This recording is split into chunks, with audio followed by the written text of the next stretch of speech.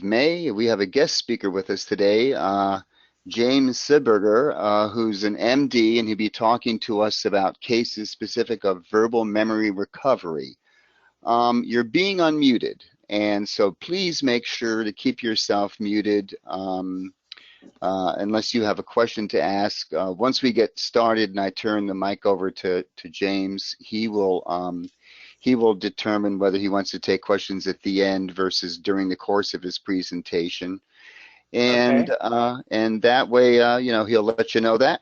So, hey, James, thanks so much for being with us. Folks, James, I had the pleasure of meeting him at ISNR. I sat with he and his wife, Veronica, during the banquet dinner at ISNR, and lovely man, great trainer, and I'm just going to turn him over to you so we have as much time with him as we can.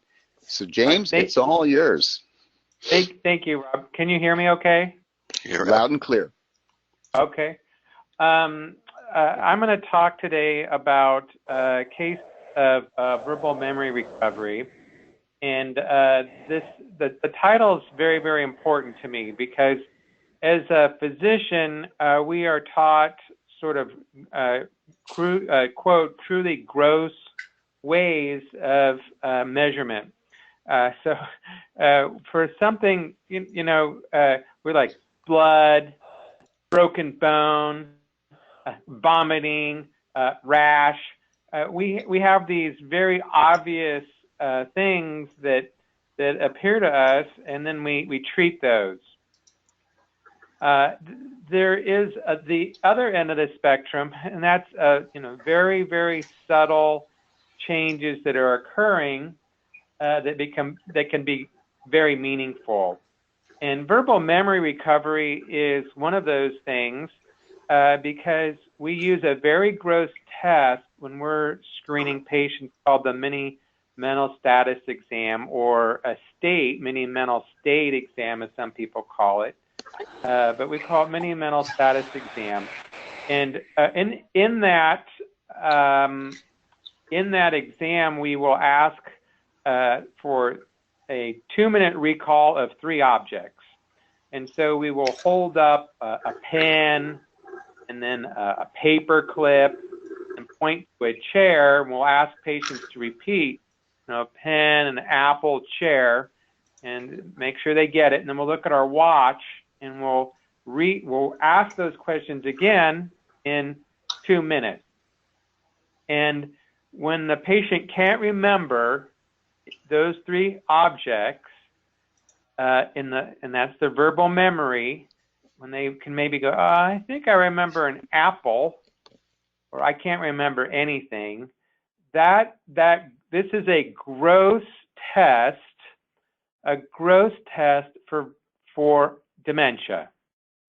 The gross test for dementia. And of the different questions that we ask on the mini mental status exam that we're taught as physicians, this is the most sensitive for dementia.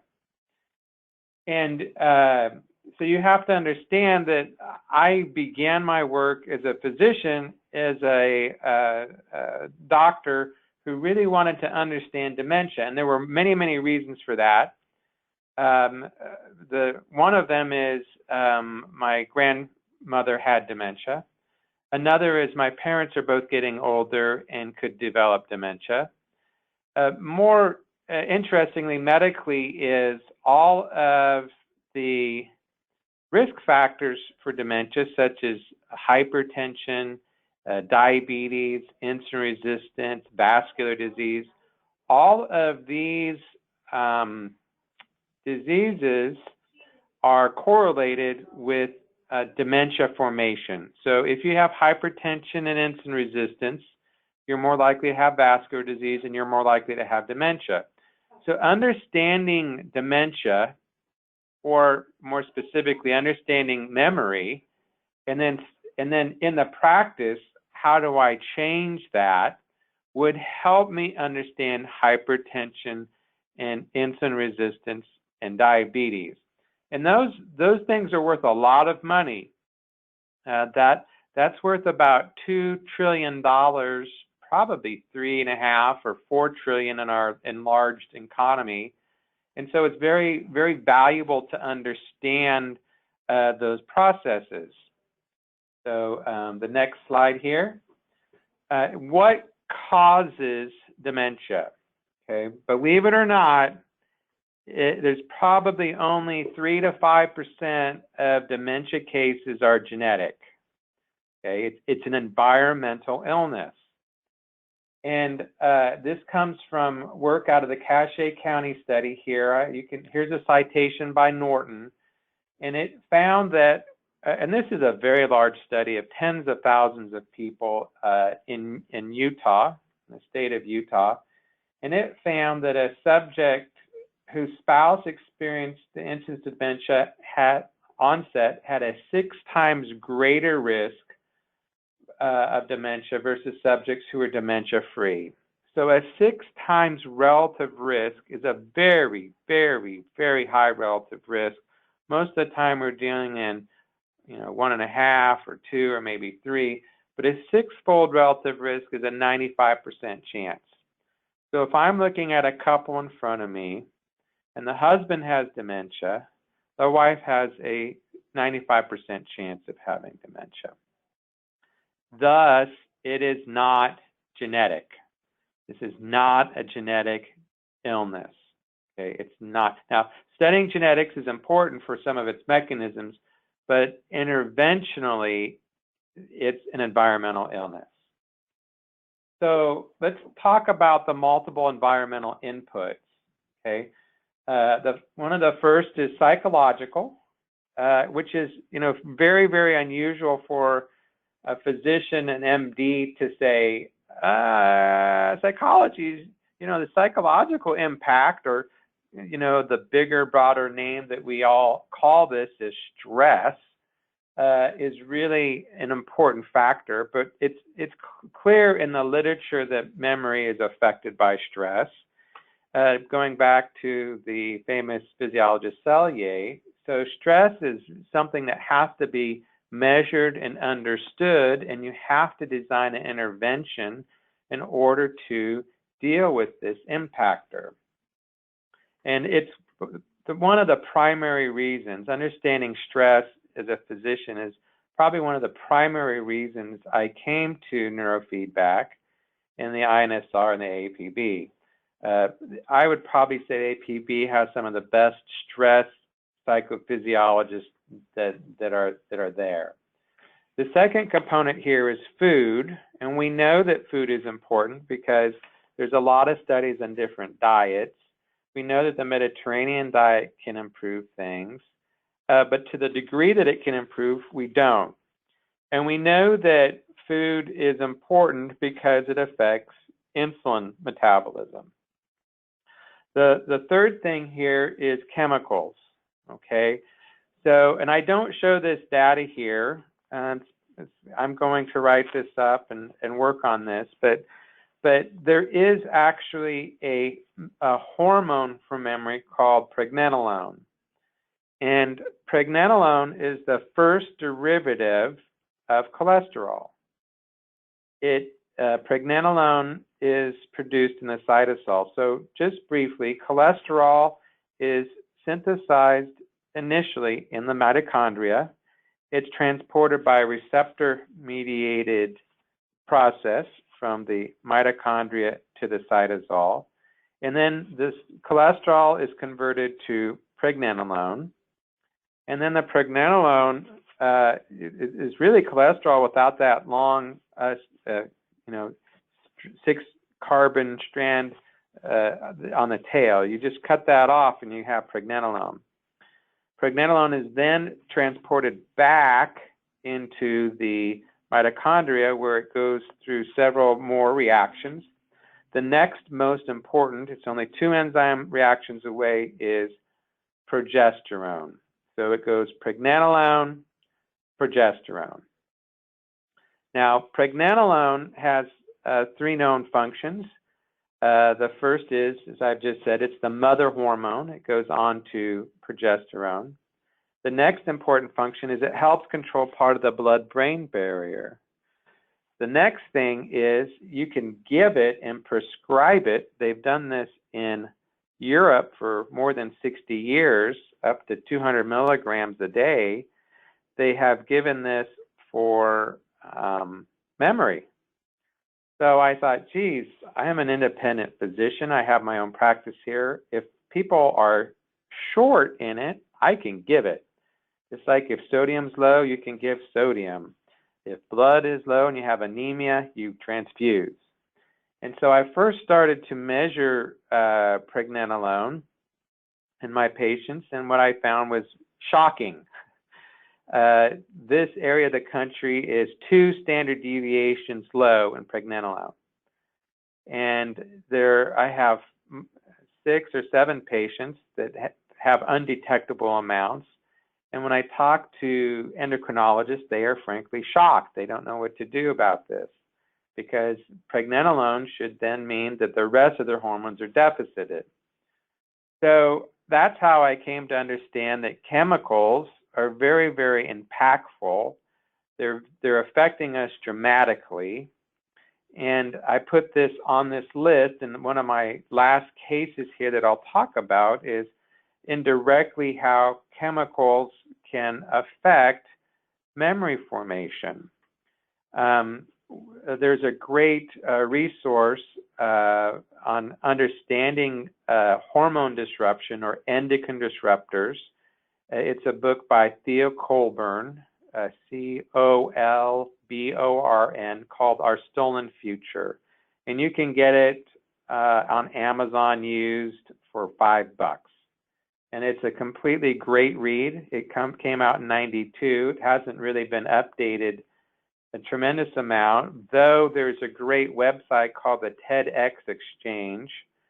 You can type in TEDx, T-E-D-X, and then a boolean and Theo Colburn, and then they'll list the 1,300 known chemical disruptors. So chemicals are clearly impacting us. All right, so let's just do a few cases. You're going to be aware of the first case because you're all psychophysiologists and psychologists and doing neurofeedback, and you're quite aware of the effects of stress on the brain. But I would tell you almost all of my physician colleagues are not. They're not aware that the effects of stress can be measured and that those effects clearly impact performance. So this is an example here in my first case. It's a 30-year-old rocket scientist, literally. He designs engines for rockets here in Wichita, or at least now he's gone on to design some other kind of life support units for the mission to Mars. And we helped him get that job, I think. He is a biohacker, okay? So there's about 10 million people out there. It's called the self-quantified movement. They want to address all the variables. I'm a perfect place for that because I don't necessarily require insurance to bill. They just have to pay for the lab, and it needs to be safe. And there needs to be a reason for it. So making your brain better clearly is a good reason. Now, he has high levels of IgE. He's around 1,500. He also has, and this is his CNS vital signs. We use this because it's a very nice, down to 1% measurements. And he has very clearly problems with verbal memory and complex attention, okay? So when we saw this, we were like, oh, is this guy going to get dementia? What's going to happen? He's 30 years old. And the answer is no, because, you know, at the time, our initial equipment was Bill Scott's brain paint. And I will tell you, it's effective. Veronica is using it right now. It's one of our tools, one of our first instruments. It's fabulous. We have very good results with it. So we give him 20 sessions of alpha theta. And like, why is his memory so bad? What's going on with him? He has a boss that's terrible. He's got a very terrible, terrible boss. And I sometimes show this case to my CEOs that I have as patients because I want them to understand that when you stress employees, they don't perform as well. And they essentially become right-sided and have attention problems because they're hyperactive and they're living on their sympathetic side and not on the calm parasympathetic verbal or executive function side. So that's what his issue is, but he's a perfectly trainable guy because we can measure all of his other variables, okay? So he continues with exercise, minimal alcohol, he does a lot of physical activity, and he takes a multivitamin, okay? And that's where he goes with 20 sessions. That's remarkable. His cognitive index doubles. So he was in the bottom third of the population overall, single number wise, and he doubles that. He goes to, top 2/3 or so. And you see the improvement in verbal memory and attention. So this was very instrumental with him. He was one of our first patients several years ago. And it's a great example of how stress, in this place, workplace, clearly impacts the brain. And it's an example I've heard Richard talk about of toxic stress. So here's some numbers on it. It took 20 sessions. It's a pretty durable recovery because we continued to measure further with CNS as we did along.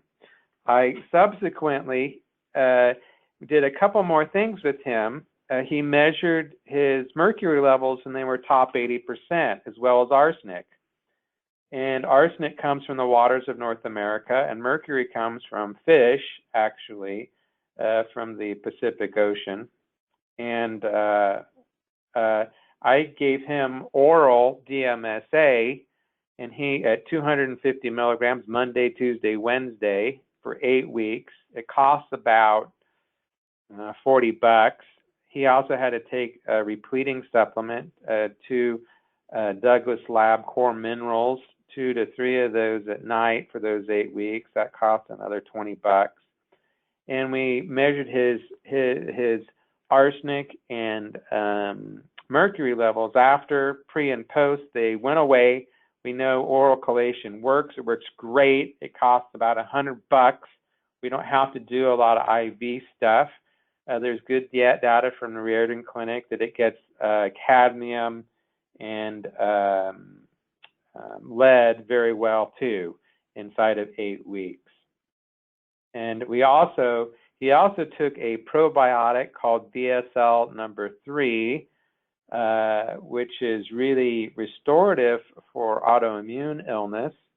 And he each month dropped his IgE levels by 100 nanograms per milliliter. And I don't have all the data from him, but it's very, very interesting now to show the effects on the brain, which are subtle but durable in a very accurate fashion with the cognitive testing and the QEEG. So this is my first case here, really looking at psychological effects, but all these other things clearly are impacting the mind. My next case is a case of food, okay? So this is a man with type 2 diabetes, vascular disease, and morbid obesity. He's a picture child of chronic disease, all right? He has a brother with late onset adult diabetes, which is associated with gluten, particularly measured by an antibody called anti-GAD65. And this is clearly in the literature. Clearly, you can go to PubMed.com and type anti-GAD65 and gluten, and you see all the things that are going on with that. So here's a picture of Western disease, okay? We do a gluten test. The best one on the market right now is called the Wheat Zoomer from Vibrant Wellness. Unusual name, wheat zoomer. They could call it best comprehensive antibody test for gluten that exists, okay? He also has high levels of vascular disease inflammation, and this is on a True Health panel, and that vascular disease and those inflammatory markers have been clearly correlated at the Cleveland Clinic for more than a dozen years. And I measure those vascular disease markers in my high wealth patients and in my poor patients and everybody in between because they're indicative of having risk for a heart attack. And I don't wait for symptoms, and then I treat it. I use plain old-fashioned drugs, and I use cod liver oil, and I use everything I can to reduce that risk. And I can reduce that risk by 90% in 12 hours. All right. It's an example of where we need to go in medicine. So I do that. Here's an example of what the wheat zoomer is. All right. So you can see that he frankly has celiac disease. He has the antibodies to it.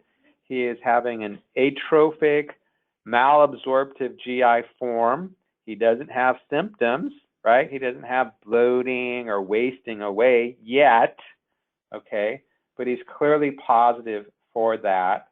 The zonulin is high, and this is a measure of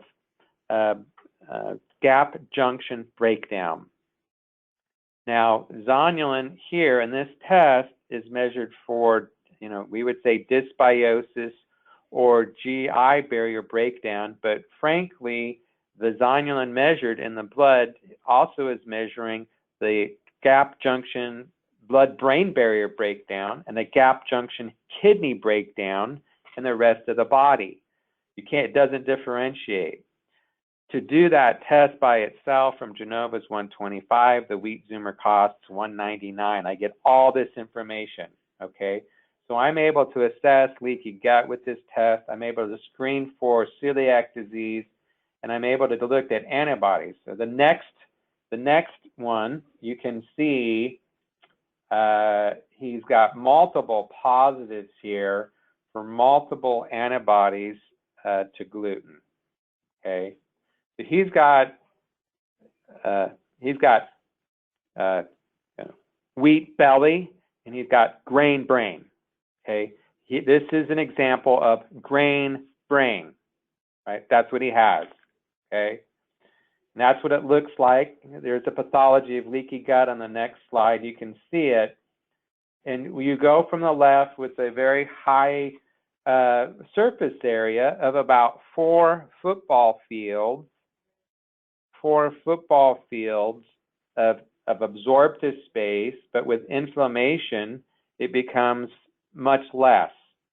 And you can see, if you remember high school or college anatomy, the little round circles in the bottom portion of that slide, those are Peyer's patches. And that is where 70% of the immune system is present. And it's highly coordinating this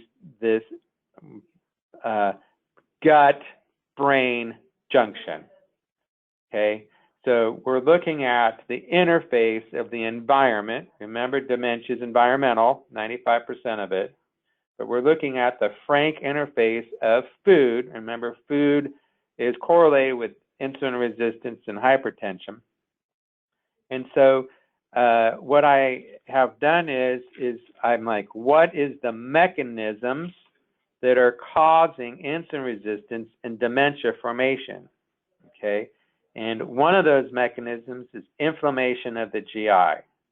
So if I can reduce that and improve absorption with probiotics and nutrients and supplements, then I should be able to impact the brain. Okay, next slide. Here's his cognitive testing initially. All right, so you see he's impacted in verbal memory, 10%, and he's impacted in simple attention, 1%. But he's got good visual memory, okay, and he's got good executive function. So mild cognitive impairment, the precursor to dementia, is measured by deficits in attention, executive function, and memory. So this guy is really showing that he's got some mild cognitive impairment developing. He should, because he has the risk factors of diabetes and hypertension, and he has frank celiac disease by antibody, not tissue. He didn't get a tissue biopsy. That would come later if I just waited for the disease to develop and let him get worse and have a heart attack and get demented from malabsorption. Then I could make the diagnosis that we currently make in medicine if we waited for symptoms. Pitiful. Hate that. Here's his QEEG. And you can see a large amount of delta and the eyes open. And to me, this is fascinating, Richard, because what I see is, I see eyes closed. Good, fine, normal. He opens his eyes, boom, slows down. And he's relatively lower power throughout, okay? He has a little hyperactivity and high beta, but mostly he's high in delta, eyes open, executive function. That correlates with what happens with his cognitive testing. He's deficit in some of his attention areas. All right, so let's do something. Let's try and figure this out. So I give niacin. I think we are niacin deficited as a nutrient. I think that's one of the mechanisms that we wind up with dementia from elevated cholesterol. We should primarily be treating with niacin, is my belief. And it's expensive, but I put them on Niaspan, okay? Put them on Niaspan, 500 milligrams. I have him go to a gluten-free diet. I have him minimize all carbohydrates and sugars. And then I go to the father of the grain brain, and we're fortunate to have this. We have products that were developed by Dr. David Perlmutter. And the first one I give him is Organics. And this is a prebiotic, probiotic that has fiber, digestive enzymes, probiotics, phytonutrients, and broccoli seed extract. It's a perfect environment. It costs about $45 for a month's supply of powder that you put in, okay? Now, I want to say about this that this is really a repeat. This case is a repeat from David Hossey, who at the Institute of Functional Medicine last year in San Diego presented a very similar case, identified by T-cell hyperactivity on the skin, identified a nurse who was allergic to eggs, removed those from the diet, put her on a NRF2 activator, organics combined protein, and also measured a QEEG, showed low power, more right-sided hyperactivity, and poor performance on cognitive testing. After 2 months, she came back and she had improved her power overall. Executive function and attention were improved. Hyperactivity was down. The Q showed increased power frontally and on the left, decreased on the right in the SMR region. And then she went off it and she went back to the way she was at the beginning. So that's an ABA trial. It's very good. It's a very good trial. And there's a huge amount in this case about what's going on, okay? So I just want you to know that this is a repeat and a validation of David Hossey's work, who took over at Zymogen for David Perlmutter. The other thing that we use here, of course, is a vitamin supplement called combined protein. Now, I have been doing supplements for about 4 or 5 years. And there gets to be this problem called the shoebox problem. They come in with a big shoebox and are taking all these pills, and they will quickly, within 2 to 3 months, develop pill fatigue. And one of my goals has been to simplify and reduce the cost of this. And so I use this combined protein, which is also a powder produced by Zymogen. and it has multiple things in it. It's a genius. It's a genius product. And Dave Perlmutter did a fabulous job. Dave Perlmutter, I recommend that you read his books, is board certified in nutrition. He's an MD neurologist, and he is on the board of neurology. He's board certified in nutrition, both of those things. So he created this supplement, okay, that has all the things necessary for phase 1 and phase 2 detoxification in the liver. It also has small bowel repair, has a lot of glutamine, which goes to GABA, okay, and it also has a lot of rare and essential micronutrients like manandium. There's 47 different things in there. It costs about $45 per month. Super cheap, super easy, okay? So my patients spend about $100 per month, actually maybe more like $75 when you average it out per month over 4 months, finished 2 containers, took the niacin, and that's what happened to his brain, okay? He is mild cognitive impairment remediated. Now, he was gluten-free. All right. Now, I do not worship at the God of single interventions. That doesn't make any sense to me. All right. It doesn't. There's a lot of gain in synergism. This is not neurofeedback. He would be an excellent candidate for neurofeedback presently. My belief is that we trained him for neurofeedback prior to this GI remediation, it would not be as good. I think he would have what I call neurofeedback resistance. Have neurofeedback resistance, okay? And when he sees this result, he continues to take the supplements because he can see their effect, and he continues to not eat gluten. So the power of the testing is its subtlety, because now we can see down to 1 or 2 or 3% the results. I encourage everybody to get CNS vital signs in their patients so we can know velocity and durability and effect. I have 2 big binders of CNS results and 2 big binders of QEEG results. Here's the patient, okay? That's the next slide, end over end. And then look what happened to the Q, okay?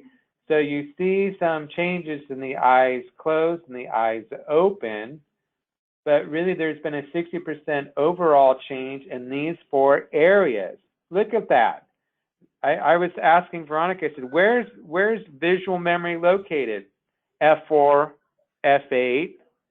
That's a specially preserved area where people can do memory palaces, because visual spatial memory is a very tightly preserved area for the brain. Look, C3P3, he's over on the left side. He's getting improvement there. That correlates with how he's performing. Here's eyes open, similar pattern, okay? So we get some good correlative site-specific data from this QEEG. And one of the reasons that we bought and use new mind maps is because we're able to repeat end over end to measure our intervention effects. And it's correlating with our cognitive testing. And between those two, it's equaling functional MRI results. That's fabulous. For $8,000, I got a functional MRI in my office. And I can do this over and over and over again with good durability, maybe 5 to 7% variation on a day-to-day for the CNS vital sign. I have got good information, okay? Now I want to spend a little time here and talk about what's happening, because this is really, really important. I measured his antibody effects to gluten, and I did that for a couple of reasons. The first is his brother has late onset adult diabetes, LOAD. That's to gluten, okay? The second is it's the best test I have.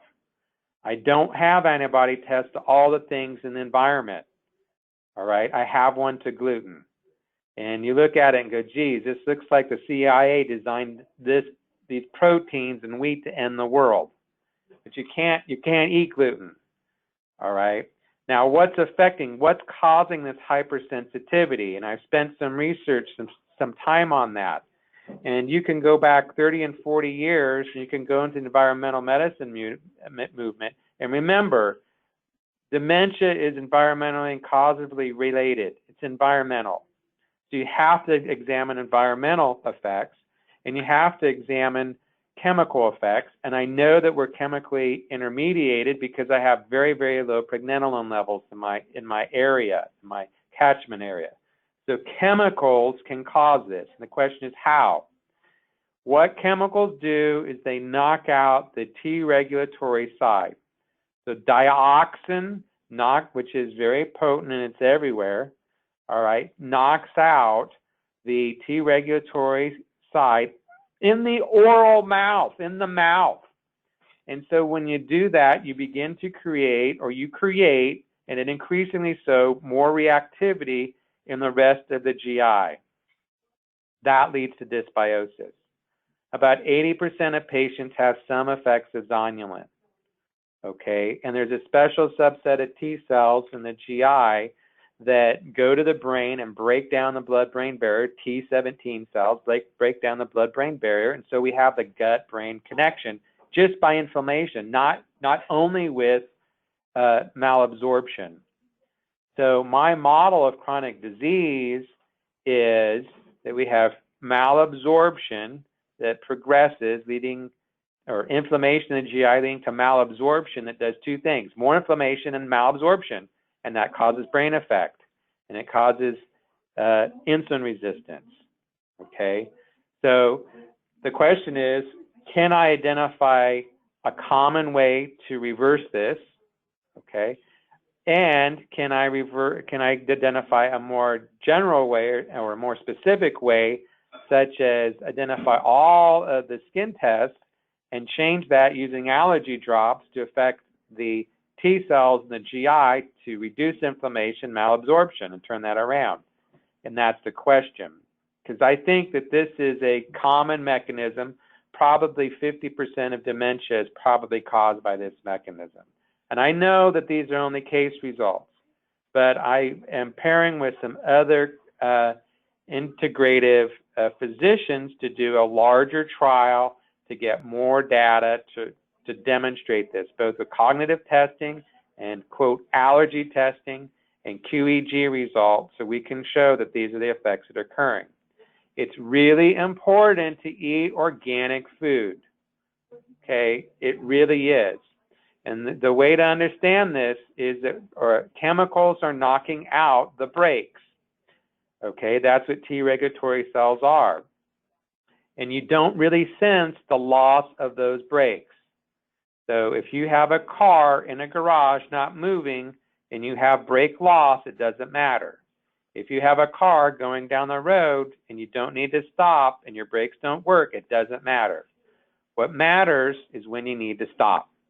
And we're losing fractional portions of our brake with chemical exposure, okay?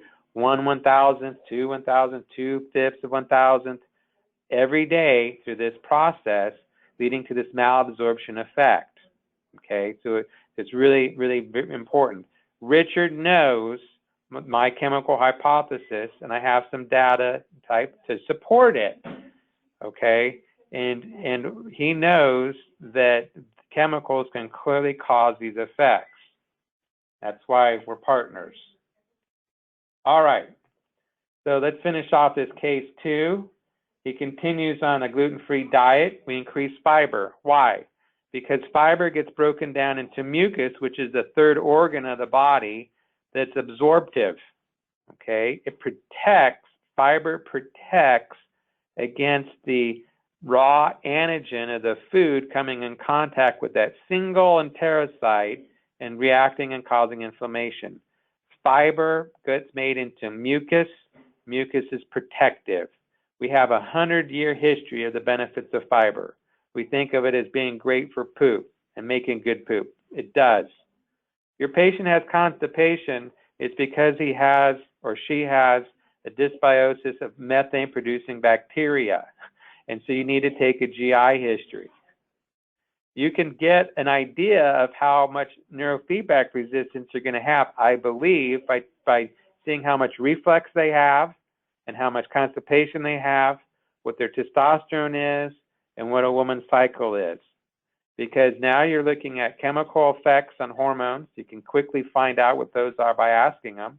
And then you can look at dietary effects on the dysbiosis by asking some basic questions. I don't send people to neurofeedback until I get them really ready, because I want this to work well. And I think that understanding the mechanisms of neurofeedback resistance will give us a better result. We continue with him then on, we add NRF2 activator. Fabulous. It really works. It's in the literature. Okay, I'm determining its result with other cases. I'm adding curcuplex, and this is fairly important. Curcumin has been shown to interfere, interact with the T cell receptor. And remember, these hypersensitivity mechanisms are mediated by T cells in the GI. They last 60 days. That's why you don't just turn it off and have an effect. That's why you do this over months, okay? Continue on the combined protein organics, and we'll test them again. All right, last case. This is a really dense case, very interesting. It was a hard case. Took years to solve this, okay? It's a 47-year-old man. He has head trauma. He works for chemical exposure. He works and develops film. He has a family history of cognitive decline, and he goes to the normal route. Everybody gets an MRI, right organ. You see anatomy, good, but you don't see connection, you don't see function, all right? You see structure. So when I explain to radiologists with the QEEG, can get them to go, that's right. So we need to let the world know, and they know that that's the correct way to do things. Now, he's got NASH, okay? He's got low testosterone. He's got low vitamin D, very common, all right? So before he comes to me, he's on the typical antidepressant medication. He's taking cognitive behavior therapy. It doesn't work, all right? It's probably not working for the same reasons that neurofeedback wouldn't work initially on him. All right, he can't cognitively, it's not going to work because what's going on in his brain isn't working because it's organic. All right. So he found a brother who had a skin condition that was treated pretty well with a gluten-free diet. All right, that's one of the transglutaminases that can be measured, affects the skin. Here's his initial trial. He's verbal memory is 1%. It's stuck. He's stuck, okay? All right, so he stopped on his own the drug and behavior therapy. He's taking a supplement now called Mitacor. It's a couple tablets. He's also taking ashwagandha. That's in the literature for memory improvement. And we do some alpha theta, because that's what we have here initially. And several domains show improvement. There, boom. But he's stuck, a verbal memory, still 1%. Now, I like showing this case because people say, is there a learning effect on CNS vital sign? And probably, but we don't do it, every day. And I would tell you is that we see this variation. He did not improve on verbal memory. Okay, we get a QEEG. We don't know what to do. So he's got a lot of higher alpha, eyes open and closed, and he has more delta eyes open, which seems amazing to me. It's like, okay, you want to think about something, close your eyes, open them, slow down frontally. Okay, there's where he is again. He's 1%, okay? Now, I'm stuck. So I think he's got, let's look for clues. Hey, he's got elevated liver enzymes. Hey, that's a detoxification problem. He's got a detoxification problem. Okay, that could be a problem. Toxicity, we know that chemicals are a problem. So I do a test to measure his liver detoxification profile, and this is by NutriSync. And it comes back and shows that he has a phase 1 defect, because there's 2 phases, and he is a slow processor of hydrocarbons. Okay. All right. So this is important. The result says, quote, the presence of this allele demonstrated the patient would not be able to eat more than 2 ounces, I'm in Kansas, of barbecued meat, grilled or smoked or charged food matter per week, 2 ounces. I'm like, geez, this is terrible. He's eating the paleo diet. It's all smoked food. Geez, what are we going to do? And change his diet. Now, he also had deficits in the peroxygenase 1 and the glutathione transferase, and he's just got a detoxification defect. Okay, so we changed his diet to be free of blackened food, overly cooked food, so he didn't run into this problem. Next one. So we also said, look, let's do everything. All right, Dale Bredesen has a great paper on memory improvement. He doesn't have CNS vital sign. He doesn't have cognitive memory. He doesn't have QEEG. He doesn't have a lot of stuff. He has neuropsychiatrists who are saying these people got better. And what he did is he said, look, everybody should do everything in order to not get dementia. And he found that if everybody did everything, lifestyle changes, supplements, and reductions in identified things in the literature such as insulin reductions, lowering homocysteine, B12, folate deficiencies, corrections. If people did all the things combined, they got better, okay? And neuropsychiatrists determine that. Okay, I don't worship at the God of single interventions. There's a lot of synergism, okay? So he changed his diet. We exercised 1 hour per day. He did CogMed memory training for specifically memory. We did carbohydrate-free and supplement. Boom, there he went to. Okay, his verbal memory went from 1% to 47%. The rest kind of stayed the same. His neurocognitive index jumped to 82%. He is much improved. And he actually, and I have this on a poorly defined YouTube video, he actually talks about what it felt like to not remember and now remember. Okay, so chemicals just in our food can impact where we're at. Now, 2/3 of the population has that same phase 1 defect. So all of my patients go onto a diet that is smokeless and process-free and not heavily barbecued. Okay, here's his QEEG result. Okay, and here's his improvement. His improvement in results, okay, in the frontal lobe and verbal, in particular verbal memory, showed about a 40% improvement, okay, in alpha and in reduction in delta. He essentially woke that area up, and that correlates very well with how he tested with verbal memory specifically. His liver enzymes normalized, right? So NASH is going to be a leading cause of liver transplant. $200,000 procedure, right? Not necessary. Not necessary. Change of diet to come off of gluten and wheat and the right supplementation worked, all right? He lost 30 pounds. So all of these things were impacting his overall total body energy, reduction of inflammation, reduction in stress, improvement in sleep, improvement of movement, improvement in absorption. Fabulous, 30-pound weight loss, and his sex life improved. Great. All right, there's my presentation. You can call the office if you have questions about supplementation. We can help you with that. We can send some things. I don't know how to do that, but it can be done. I will tell you the organics is frankly frequently on back order. I've shared this data with the marketing director and David Hasse. Because of that, I'm at the top of the food chain getting my organics and combined protein. It's a thank you. And I appreciate it, and I want them to be filthy rich.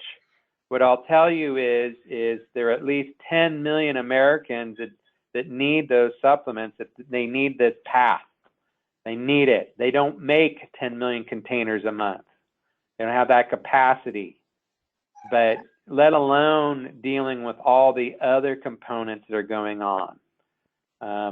But I'm open for questions now. Hey, James, this is Rob. One of the questions I had about organics, looking it up, it looks like that's it's multiple products. It's not a singular product. One for fiber, one for enzymes, one for probiotics. Is that the case, or is it a singular product that you're getting? It's a combined thing. It's a single powder with everything in it. And I use it because it's cheap and I can see on the label what it is. I've been to the Zymogen plant. They're very, very high quality. They test everything in their holding area and then they move it to the other side of the warehouse. They test all the way along the process. You get what they say is in there.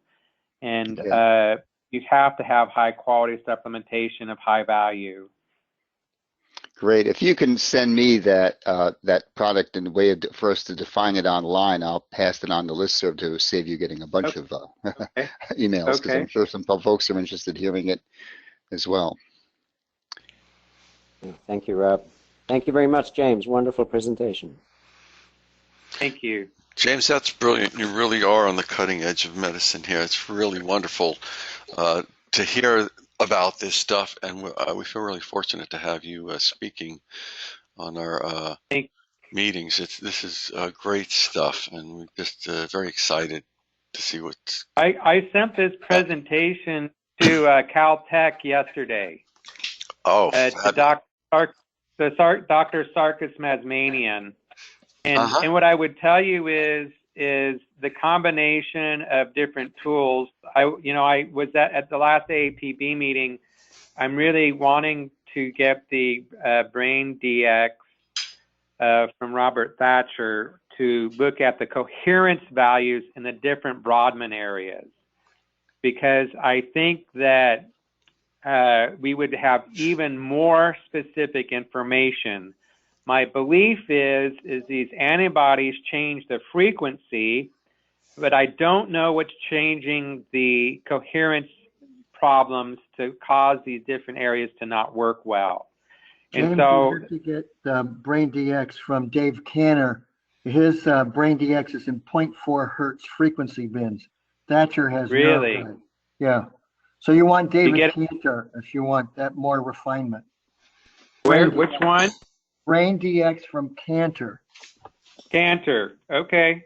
And all right. I know Dave, and I'll get that from him. And just so you know, we're integrating Brain DX into NewMind Maps, and you'll be able to access it through our map system if you want. That'll be fabulous, because as a research tool, there's a lot of people that, your question is, people talk about the brain, it affects the brain. You're like, okay, how much, where, what's it doing? I don't see those guys at the meeting, and I'm sort of like, hey, if you're going to be talking about the brain, you need to be using really good tools that are really durable and also very sensitive to measure interventions, because what I imagine is we will really have when the tools of psychophysiology are adopted by medicine, we're going to have such incredible ability to help people. It's fabulous. Hi, I have one question before you leave. You said you bought an MRI machine for $8,000. Could you tell us how that happened? No. The combination of cognitive testing with the patterns that it shows on the function, okay, executive function, verbal memory, visual memory, combined with even right now, the QEEG results over the 19 areas of the brain, that is equaling functional MRI effects. It's about 80% accuracy. So if the frontal lobe is a lot of delta, then the executive function is really impacted. And so I'm able to see function, okay, and activity in a meaningful way and present it to the patient much better than even functional MRI status does. But a functional MRI, remember, it shows activity well. It's showing metabolic results too. But the combination of the QEEG, in particular the brain DX as it's going forward, with the cognitive testing that's just fabulous. The CNS vital signs are like $25 to $35 a piece on a patient. Very, very good testing, reproducible, and your QEEG equipment is $8,000 to $10,000. And are you in China or Taiwan? No. Where are you at? I'm in Atlanta, Georgia. Okay, that's fabulous. David Cantor's there. And really interestingly, Pimentel is there too. And he's been a pioneer in the gut-brain connection. And I actually want to come to Atlanta. I'd like to come visit all of you. And I'd like to go to Pimentel and say, he's developed some very good probiotics that work on autoimmune function. And I'm eager to test the brain to show that reductions in inflammation by the probiotic and diet change will improve brain function. That's fabulous. Yes, and for those that are that too. Thank you. And for those interested, James sent me his slides today, so you've all got a PDF version of those slides, and you mailed them out on the listserv, so you have a copy. And you can email me. I don't mind that at all. Okay, I'm awake many nights, and because of my work, so I get a chance to answer those emails. So don't hesitate. Don't hesitate to call the office either. It's on the last slide if you need. Wow. James, Martin, thank you What's that? That was Martin. Mark? Yes. James, thank you very much for the presentation. I would like to get in touch with you about the cases, if you don't mind. Yes. Yes. Okay. Let's do that. Thank you. I will tell you, I believe there's a whole supplement line that can be developed based upon this that will make neurofeedback resistance less and less. Yeah, that's what we need. Yeah, I believe it. Yep, we'd love to have it. You betcha. Look forward to it. Well, thank you. Thank you so much, James, on behalf of everyone here. Great presentation. We've gone a bit over, but glad to do so. And I know you've got to get on with your busy day. So I'd like to thank you. Richard, anything else? No, we'll have this posted early next week so you can go and watch it again. I know I want to see it again. I've seen it once already to some degree. It'll be my third run. Every time it gets more enlightening. Thank you. All right. Hey, thanks, everybody. We'll see you Monday night at Neuro at Night. Take care. Bye-bye. Thank you.